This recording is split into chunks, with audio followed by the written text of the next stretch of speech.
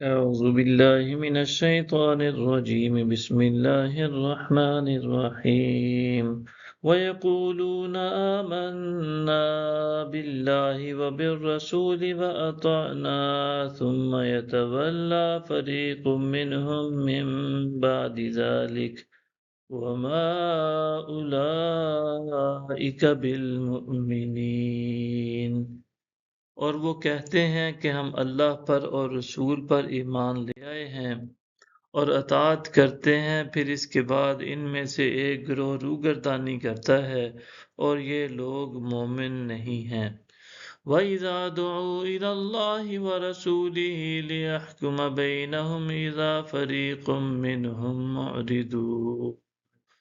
اور جب ان لوگوں کو اللہ اور اس کے رسول کی طرف بلایا جاتا ہے کہ وہ ان کے درمیان فیصلہ فرما دے تو اس وقت ان میں سے ایک گروہ گریزاں ہوتا ہے۔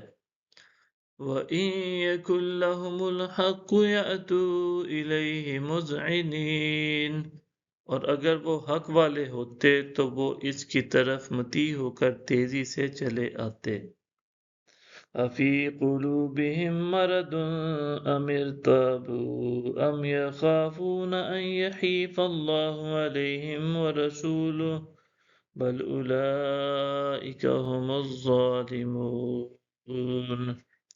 کیا ان کے دلوں میں بیماری ہے یا وہ شک کرتے ہیں یا وہ اس بات کا اندیشہ رکھتے ہیں کہ اللہ اور اس کا رسول ان پر ظلم کریں گے، بلکہ وہی لوگ خود ظالم ہیں۔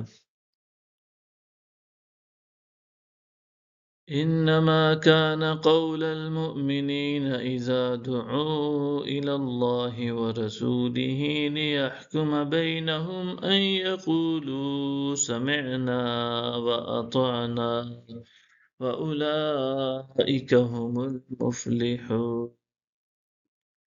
ایمان والوں کی بات تو فقط یہ ہوتی ہے کہ جب انہیں اللہ اور اس کے رسول کی طرف بلایا جاتا ہے تاکہ وہ ان کے درمیان فیصلہ فرمائے تو وہ یہی کچھ کہیں کہ ہم نے سن لیا اور ہم اطاعت پیرا ہو گئے، اور ایسے ہی لوگ فلاح پانے والے ہیں۔